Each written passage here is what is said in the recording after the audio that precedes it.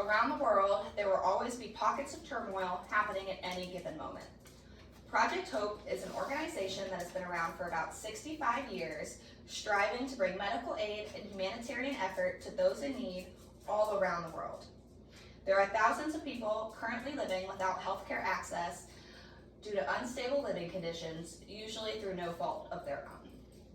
When you think about humanitarian aid, you may think of war zones in the Middle East or small villages in Africa.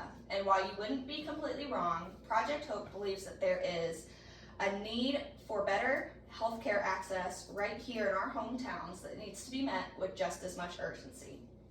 We as a society are better off with organizations like Project Hope that strive to create equal access to healthcare, train professionals, and safe medical equipment so that each person gets a chance at a healthy life. As most of you in the audience know, I have been working in healthcare for about 4 years, and I have plenty to say on the roadblocks that people can meet getting adequate healthcare. I have also taken the time to do research on what Project Hope is as an organization and what makes them a commendable group. And I'm here today to speak to you about why Project Hope is deserving of your monetary donation. I will cover how the organization started off as something called the SS Hope and what it has grown into, how they use their donations to set lasting programs by sending healthcare workers to give aid, train other workers, and deliver supplies, and how they put themselves to work at home just as much as they do abroad. Every dollar donated is put to great use and can be the difference between life and death for those receiving this aid. To start us off, let's dig into how and why the organization was created and what it looks like now. Project Hope deserves your donation because they have been working tirelessly since the late 1950s to provide aid, first by way of military ship and now on land, with the goal of no individual being forgotten in the battle for safe healthcare. According to Project Hope's website, President Eisenhower chartered a retired Navy vessel to run as the very first peacetime hospital ship, created in 1958 and named the SS Hope. In the next 20 years, it was able to complete 11 voyages to places like South Vietnam, Ecuador, Nicaragua, and Brazil to provide aid before the ship was retired, and the organization continued with a more land-based approach. Also, according to their website, in the 1980s, the ever-growing Project Hope initiated a large program based in Malawi to combat HIV and AIDS epidemic, with prevention education and successful treatment eventually being able to reach and positively affect over 1 million people in Africa to this day. This work included educating local healthcare workers, teaching other civilians safe practices, and providing hygiene supplies so that everybody didn't have to share. Evolving into the early 2000s, Project Hope was able to provide disaster relief after the Indonesian tsunami and Hurricane Ida collectively took over 300,000 lives in between 2004 and 2005. Project Hope states on their website that in 2004, they were able to send over 200 medical volunteers and over $7 million in medical supplies to help aid the healthcare facilities flooded by injured civilians during the Indonesian tsunami. And in more recent years, Project Hope has provided medical care to those caught in war zones, like recent events in Ukraine. With the country's healthcare buildings being bombed, professionals can do nothing but sit back and watch their community's health suffer. Project Hope is able to bring a new perspective to these people's lives by doing things like building new care centers, delivering hygiene supplies, and fresh drinking water. The second important reason to keep this organization funded is how they choose to use their resources in a way that maximizes the benefit of their dollar. Project Hope uses their resources to build lasting programs that continue to have a positive ripple effect as time goes on. They do this by educating local staff of safe practices in obstetrical care and the importance of preventative measures and access to a medical institution when the community didn't have one before. The CDC's maternal and birth mortality statistics from 2021 highlighted the direct link between death rates in mothers and babies and the decline in available medical staff due to factors like the pandemic. So Project Hope has been present in Colombia and other areas of the world, educating nurses and midwives on safe emergency care practices in an attempt to save the lives of those who may not reach a hospital in time to deliver their baby. The World Health Organization also posted statistics saying that with over half of the world's population at risk for malaria via infected mosquito, more than 600,000 related deaths occurred in 2021 alone.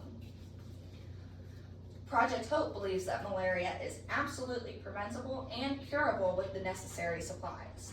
The group has been committed to giving care in areas most affected by aiding in dispersing vaccination, giving rapid diagnostic testing, and long-lasting insecticidal sprays. The World Health Organization has also stated that significant investment by Project Hope has been able to prevent up to 2 billion cases in the world today. And in February of 2022, Russia invaded Ukraine and displaced thousands of the country's citizens. Project Hope has been running both programs in both Ukraine and neighboring countries to help those who have lost everything to the violence. Since February, Project Hope has opened up 7 offices in some of the most affected cities of Ukraine, launched over 28 mobile medical units that have given care to 93,000 patients to date, and delivered over $10 million in medicine and supplies to Ukraine. They deliver insulin pens, hygiene kits, and other essential healthcare items that people no longer have access to while the war is going on.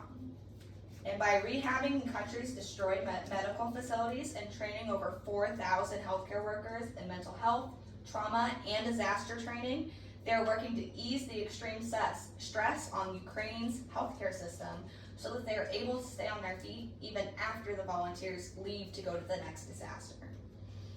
Finally, while Project Hope does admirable work all over the world, the charity has made it clear that we cannot forget about those who need aid on our own home soil.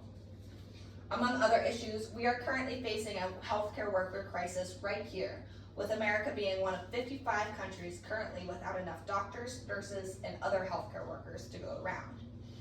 Project Hope believes that in a time of crisis, it is crucial for these healthcare workers to get mental health and resilience training, but also make sure that their work is adaptable to the challenge at hand by bringing in innovative technology and isolation supplies to hospitals around the country. Project Hope CEO Rabbi Torbay was quoted by Health Affairs stating that COVID-19 revealed just how deep the health inequalities in the U.S. run. That's why we are expanding the work in this country to address broader health inequalities and support communities that have limited access to care. Some of the main reasons for healthcare inequalities present in the United States, according to Project Hope, are people who are unable to miss a day of work, people living below the poverty line, and people living in fear of deportation. Project Hope eliminates a lot of these obstacles to provide care to those who otherwise might not seek it out by setting up mobile pop-up clinics that have different hours and on weekends, and they provide care that is free of charge, and they do not ask for documentation. Project Hope has also been just as quick to respond to other natural disasters in the U.S. as they are in other countries. I had mentioned before how the charity rushed into action when Hurricane Katrina cost thousands of lives, and they did not hesitate to jump into the rubble again when Hurricane Ida destroyed just as much of Louisiana. With many of the state's hospitals already at capacity with COVID-19, Project Hope rushed into the emergency zone response. Project Hope rushed emergency response teams to give care to those still stuck in the disaster zones before turning their attention to rebuilding the local treatment centers affected by the hurricane to get them up and running again. If you are still apprehensive about donating to this charity, maybe it's the first time you've heard of Project Hope, or maybe you worry that your monetary donation will not be used as appropriately or as advertised by the charity. Something I believe shows good faith by Project Hope is that they post their expenditure reviews each year so that you can see how each dollar was used. The annual review for 2022 report stated that they impacted over 2 billion people worldwide and delivered over $58 million in medication and supplies over the course of the year. They break down each country the medicine was spent on and what they did in each place to prove that your dollar did not go to waste, from screening for tuberculosis in children in Africa to hurricane relief in Puerto Rico. I hope that at least one example of Project Hope's humanitarian work around the world has resonated with you today. Because if we all work to support an organization doing this much good, I can guarantee that we will be better off. We have covered so much of what Project Hope has been able to do in their 65 years of existence, and have still barely scratched the surface of how many lives they have been able to impact. What's most important that you remember about Project Hope is how they started as a small idea of a peacetime medical ship that grew into such a large organization that uses intentional decisions to have lasting effects in their humanitarian efforts, and how they benefit American communities just as much as they help abroad. They have created a helping hand that reaches out whenever disaster strikes. I started off today by describing what humanitarian effort could look like.